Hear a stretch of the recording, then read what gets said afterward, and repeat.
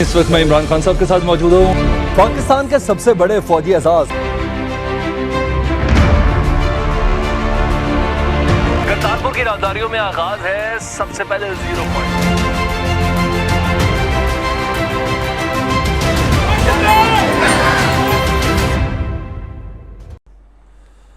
बिस्मिल्लाहिर्रहमानिर्रहीम। अस्सलाम वालेकुम। आपका दोस्त सलमान हैदर। दुआ है उस परवरदिगार से कि उसने आपको और आपके अहले खाना को अपनी हिफ्ज़ो अमान में रखा हो।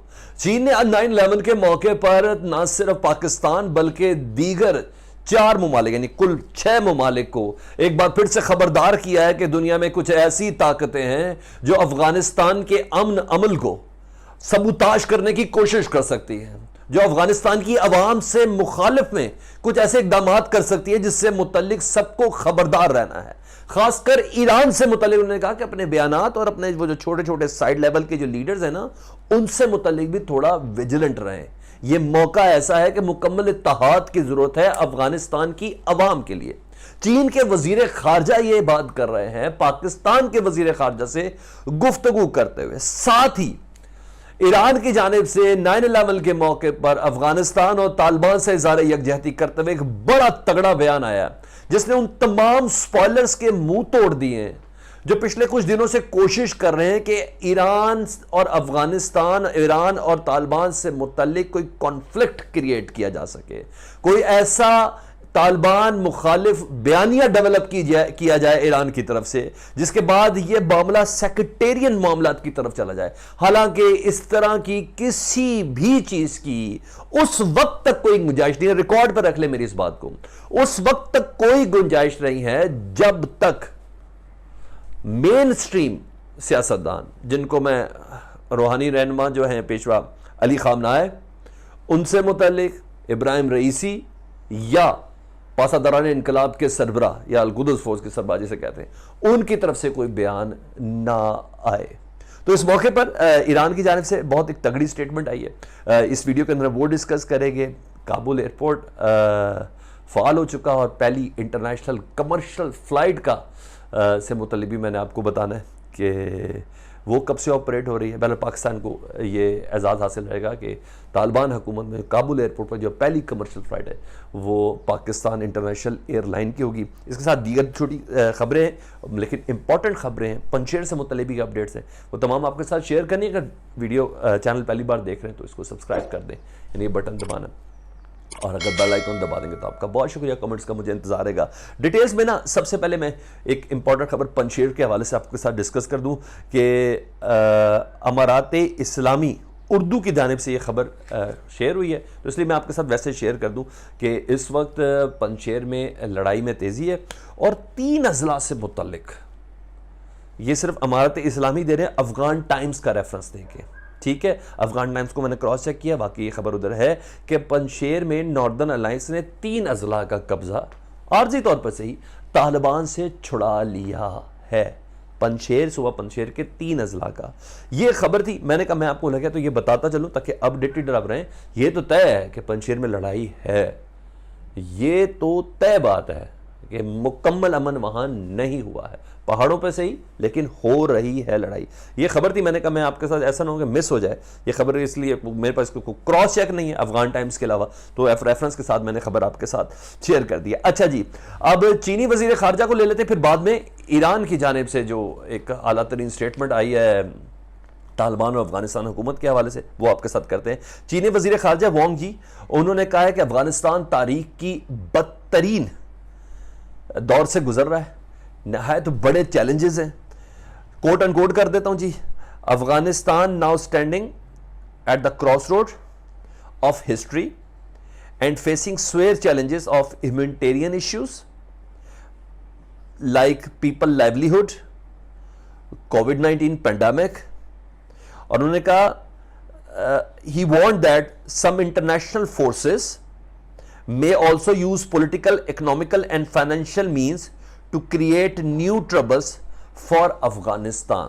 तो be aware. उन्हें कहा हम अफगानिस्तान के साथ खड़े, उन्हें कहा कुछ ये मौका ऐसा है जिसमें आलमी ताकतें अफगानिस्तान के अमन, उसकी इकॉनमी और अफ़गानिस्तान की दीगर मामलात जिसमें पॉलिटिकल भी हैं, इकनॉमिकल भी हैं, फाइनेंशियल भी हैं, इन तमाम के हवाले से ट्रबल क्रिएट कर सकती हैं। तो इसलिए आपने ख़बरदार रहना है। ये वो मामलात हैं, मेरा ख्याल है इसका इशारा कल रूस की उस मुबैना, मैं उसको भी कन्फर्मेशन है मुबैना तौर पर कि हम उस तकरीब में शिरकत नहीं करेंगे जिसमें तालिबान हलफबर्दारी नहीं करेंगे। तो तालिबान बेसिकली स्टेक होल्डर है।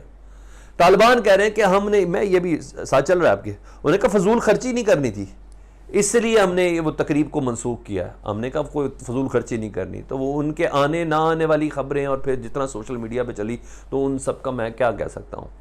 जब तालिबान कह रहे हैं कि हमारी कोई तकरीब ऐसी अनाउंस ही नहीं थी, हमारे तो वज़ीर पिछले 3 दिनों से वजारत संभाली भी है और वो तो अपनी वजारतों पे काम कर रहे हैं, तो ये तकरीब कौन सी थी। ठीक है जी।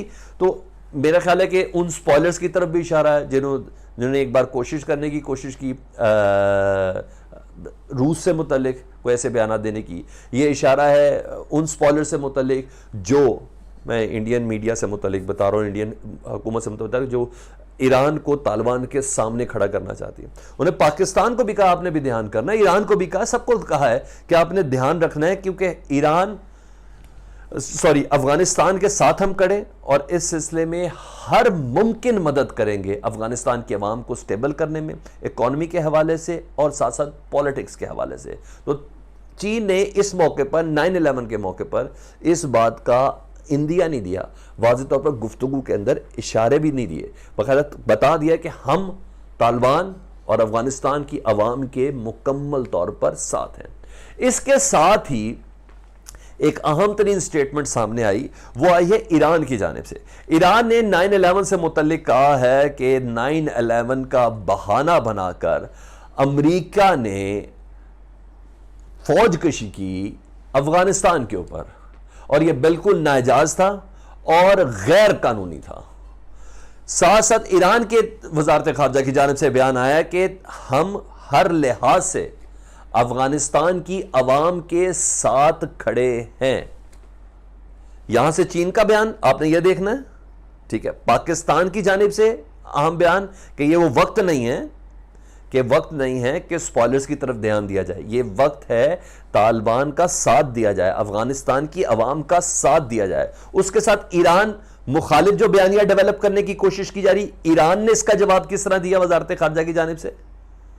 तो आपने ये सारी चीजें अंदाजा लगा लेनी है कि किस तरीके से ये महाज पूरा गर्म है। तो इसलिए स्पॉयलर्स की तरफ नहीं जाना, इंडियन बेस्ड मीडिया की खबरों पे आपने नहीं जाना। हाँ, उसको कोड जरूर कर सकते हैं, और हाँ, सोशल मीडिया के भी उन अकाउंट्स का आप मुहासबा करें जो ये चाह रहे हैं कि ईरान ने इस तरह की गुफ्तगू की। ईरान ने कहां गुफ्तगू की? वजारत खारजा की गुफ्तगू तो मैं आपके साथ शेयर कर रहा हूं।